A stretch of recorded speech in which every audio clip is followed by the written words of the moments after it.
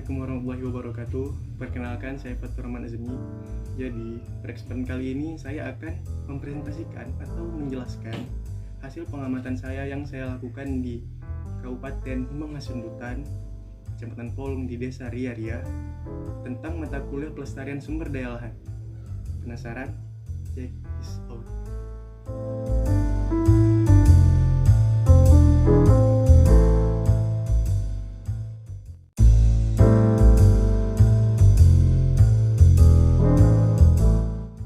Ya, baiklah, kali ini saya akan mulai menjelaskan mengenai pelestarian sumber daya lahan. Pembahasan pertama yaitu mengenai jenis-jenis sumber daya lahan. Jenis-jenis sumber daya lahan terbagi menjadi beberapa jenis.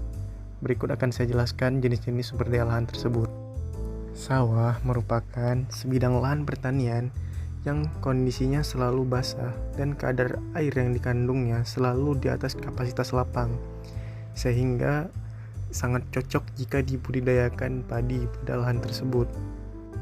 Sawah biasanya dicirikan memiliki beberapa indikator, yaitu topografi yang relatif selalu rata, dibatasi oleh pematang, diolah selalu pada kondisi berair, ada sumber air yang kontinu kecuali sawah tak ada hujan dan sawah rawa, kesuburan tanahnya relatif stabil meskipun diusahakan secara intensif, dan tanaman yang utama diusahakan petani pada padi sawah. Berdasarkan sistem irigasinya, lahan sawah dibedakan menjadi beberapa macam. Di antaranya adalah sebagai berikut. Yang pertama ada sawah pengairan teknis, di mana pada sawah tersebut air tersedia sepanjang tahun, jadi lebih mudah jika kita melakukan proses budidaya tanaman padi. Yang kedua ada sawah pengairan setengah teknis, jadi namanya juga setengah, berarti sawah tersebut tidak cukup airnya untuk sepanjang tahun, jadi perlu dilakukan pengaturan pola tanam sehingga proses budidaya dapat lancar dilaksanakan. Selanjutnya ada sawah pengairan pedesaan yang sumber pengairannya itu berasal dari lembah-lembah bukit yang ada di sekitar sawah tersebut.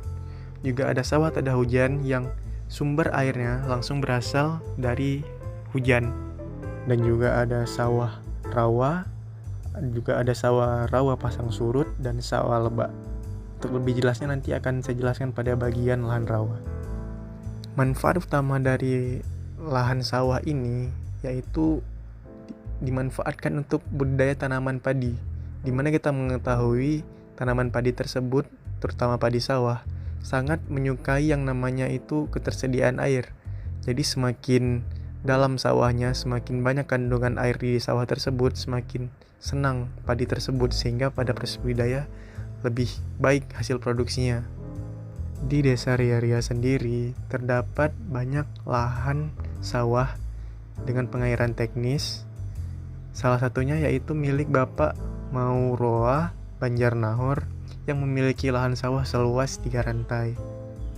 Selanjutnya ada lahan kering, yaitu lahan yang biasa digunakan untuk usaha pertanian dengan menggunakan air secara terbatas atau minim dan biasanya mengharapkan air dari langit atau air hujan. Lahan kering juga terbagi menjadi beberapa jenis atau kategori. Di antaranya, yang pertama adalah ladang, yang merupakan lahan usaha tani kering yang bersifat berpindah-pindah. Jadi petani bisa dibilang kurang melakukan konservasi pada lahan tersebut, karena biasa setelah ditanami dia pindah ke lahan yang lain, sepertilah konsep ladang. Selanjutnya ada tegalan yang sistemnya mirip dengan ladang, namun tegalan ini sifatnya sudah menetap. Selanjutnya ada kebun, di mana lahan ini sudah menetap, yang biasa ditanami tanaman tahunan seperti kopi, kelapa sawit, dan sebagainya. Dan yang terakhir ada pekarangan, yang merupakan lahan yang berada di sekitaran rumah, yang biasa ditanami oleh tanaman-tanaman ringan seperti sayur dan tanaman hortikultura lainnya. Di Desa Ria-Ria sendiri, lahan kering merupakan lahan yang mendominasi di daerah tersebut. Bahkan pada program food estate sebesar 215 hektar lahan bukaan baru dibuka untuk ditanami tanaman-tanaman hortikultura. Berikut ini beberapa penampakan lahan kering di Desa Ria-Ria.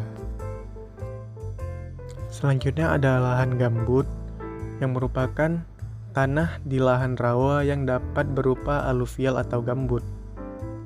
Tanah aluvial merupakan endapan yang terbentuk dari campuran bahan-bahan seperti lumpur, humus, dan pasir dengan kadar yang berbeda-beda. Gambut merupakan hasil pelapukan bahan organik seperti dedaunan, ranting kayu, dan semak dalam keadaan jenuh air dan dalam jangka waktu yang sangat lama, bahkan sampai ribuan tahun. Berdasarkan kedalamannya, lahan gambut dibagi menjadi beberapa tipe, yaitu sebagai berikut. Di desa Ria-Ria sendiri, saya belum menemukan lahan gambut. Manfaat dari gambut itu sendiri adalah gambut mampu menahan hingga 30% karbon sehingga tidak terlepas ke atmosfer.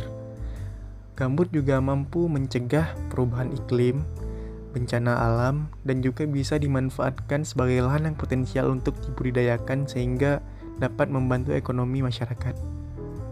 Selanjutnya adalah lahan rawa yang dapat dibedakan menjadi lahan rawa pasang surut, lahan rawa lebak, dan lahan rawa peralihan. Rawa pasang surut sendiri merupakan lahan rawa yang genangannya dipengaruhi oleh pasang surutnya air laut. Rawa lebak sendiri adalah lahan rawa yang genangannya terjadi karena luapan air sungai dan atau air hujan di daerah cikungan di pedalaman. Oleh sebab itu, genangan umumnya terjadi pada musim hujan dan menyusut atau hilang di musim kemarau. Yang terakhir yaitu rawa lebak peralihan, yaitu lahan rawa lebak yang pasang surut air laut masih terasa di saluran primer atau sungai. Di desa Ria-Ria sendiri, tepatnya di Dusun 1, terdapat lahan rawa, namun belum dimanfaatkan oleh masyarakat setempat untuk dijadikan sebuah lahan potensial pertanian. Manfaat dari lahan rawa sebenarnya ada banyak, terutama apabila mampu dimanfaatkan sebagai lahan pertanian, yang biasanya lahan rawa dapat dijadikan menjadi lahan sawah, dan juga berpotensial jika dilakukan sistem surjan. Baik, saya akan menjelaskan poin selanjutnya, yaitu prinsip-prinsip pengelolaan sumber daya lahan berdasarkan lingkungan dan berkelanjutan. Berdasarkan Sadler dan Verheem pada tahun 1996 serta Sadler dan Brook pada tahun 1998, terdapat 10 prinsip dalam pengelolaan sumber daya lahan, yaitu seperti yang terlihat di layar. Namun, berdasarkan pengamatan yang kami lakukan, hanya terdapat 6 prinsip yang diterapkan di desa Ria-Ria. Yang pertama yaitu sesuai kebutuhan, fit for the purpose, yaitu masyarakat di desa Ria-Ria cenderung mengelola lahan secara konvensional namun tetap sesuai dengan standar sehingga tidak merusak lingkungan.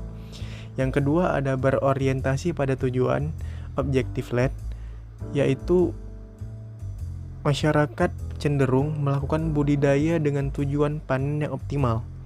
Yang ketiga, bermotif berkelanjutan, sustainability driven, yaitu masyarakat melakukan praktik budidaya namun tetap memperhatikan lingkungannya. Yang nomor 4, relevan dengan kebijakan, decision relevant, yaitu masyarakat sebisa mungkin mengikuti kebijakan pemerintah walaupun terkadang terdapat sengketa atau terjadi sengketa oleh beberapa oknum. Yang kelima, partisipatif, yaitu masyarakat berperan aktif dalam melakukan praktik budidaya yang berdasarkan lingkungan dan berkelanjutan. Dan yang keenam atau yang terakhir yaitu efektivitas biaya, efektif biaya, cost efektif, yaitu masyarakat menggunakan biaya yang efektif dalam praktik budidaya. Selanjutnya, saya akan menjelaskan pengelolaan sumber daya lahan berdasarkan prinsip konservasi.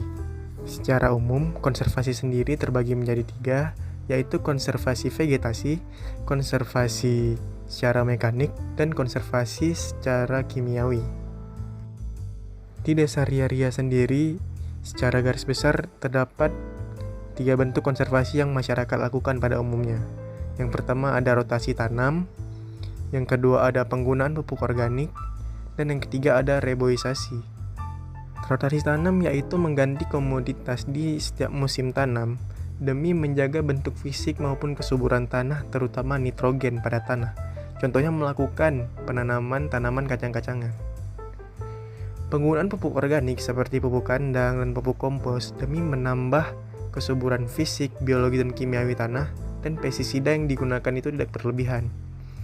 Selanjutnya reboisasi, yaitu penanaman pada lahan yang telah terkena erupsi dan erosi berupa penanaman tanaman kopi dan terong Belanda di antara lembah yang tak terpakai. Jadi itulah bentuk-bentuk konservasi yang dilakukan di Desa Ria-Ria. Selanjutnya saya akan menjelaskan tentang pemanfaatan lahan potensial untuk kehidupan manusia. Lahan potensial sendiri secara mudahnya dapat kita artikan adalah lahan-lahan yang pada hakikatnya bukan untuk digunakan sebagai lahan pertanian atau untuk ditanami atau untuk dibudidaya. Namun, lahan tersebut diolah sedemikian rupa agar dapat digunakan untuk menghasilkan atau untuk dapat berproduksi. Di Desa Ria-Ria sendiri, lahan potensial yang dapat kita jumpai yaitu adalah lahan rawa dan lahan kering. Jadi, contoh pemanfaatan lahan potensial untuk kehidupan manusia di Desa Ria-Ria dapat kita lihat dari program food estate, di mana di program food estate tersebut telah dibuka lahan seluas 215 hektar, di mana lahan tersebut sebelumnya merupakan lahan tidur, sehingga dapat digunakan untuk dibudidaya tanaman hortikultura seperti pada musim tanam 1 dibudidayakan tanaman bawang merah, bawang putih, dan kentang. Namun sayangnya pada lahan rawa masih belum dimanfaatkan. Dari masyarakat sendiri atau dari pemerintah pun masih belum ada yang bertindak untuk memanfaatkan lahan tersebut. Selanjutnya, identifikasi dan mengembangkan bentuk-bentuk kearifan lokal pada konservasi sumber daya lahan. Salah satu bentuk kearifan lokal pada konservasi lahan adalah sistem surjan. Sistem surjan merupakan suatu cara atau sikap perilaku adaptasi dari petani dalam mengatasi masalah yang muncul dalam bercocok tanam di lahan rawa. Misalnya adanya genangan sehingga menyebabkan bibit yang ditanam sering merana bahkan mati akibat terendam atau kebasahan, khususnya dalam budidaya tanaman lahan kering seperti palawija dan hortikultura. Seperti yang saya katakan sebelumnya, di Desa Ria-Ria terdapat lahan rawa, namun masih belum dimanfaatkan oleh masyarakat dan pemerintah di daerah tersebut. Padahal sejatinya, sistem surjan dapat dimanfaatkan untuk mengelola lahan tersebut supaya dapat menghasilkan bagi masyarakat itu sendiri. Selanjutnya adalah penerapan konservasi lahan di lokasi food estate.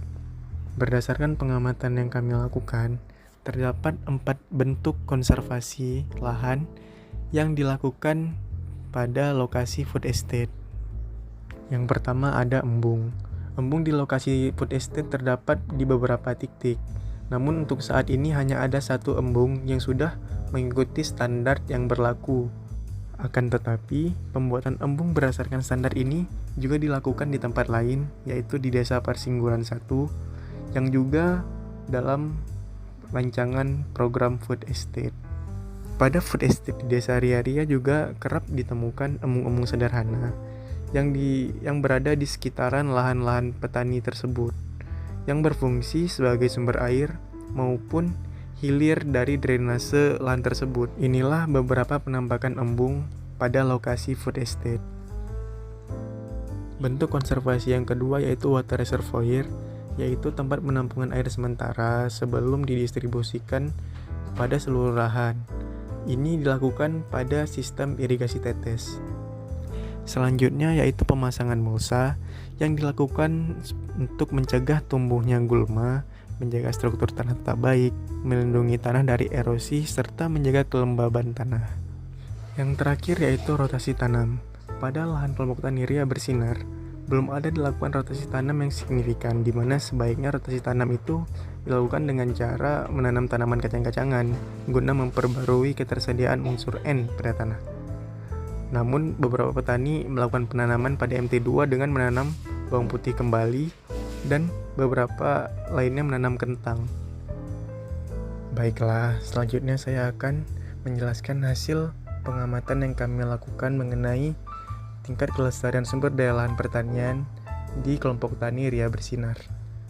Setelah dilakukan pengamatan dan perhitungan, hasil skor dari tingkat kelestarian sumber daya lahan pertanian di kelompok tani Ria Bersinar adalah 123, atau dalam artian kurang lestari.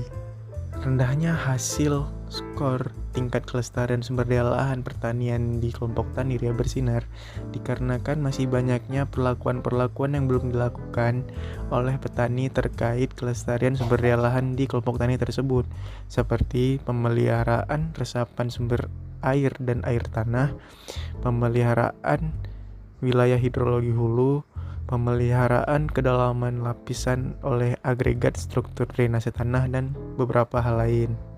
Rendahnya pengetahuan petani terkait konservasi lahan juga menyebabkan rendahnya skor tingkat kelestarian sumber daya lahan pertanian di kelompok tani tersebut.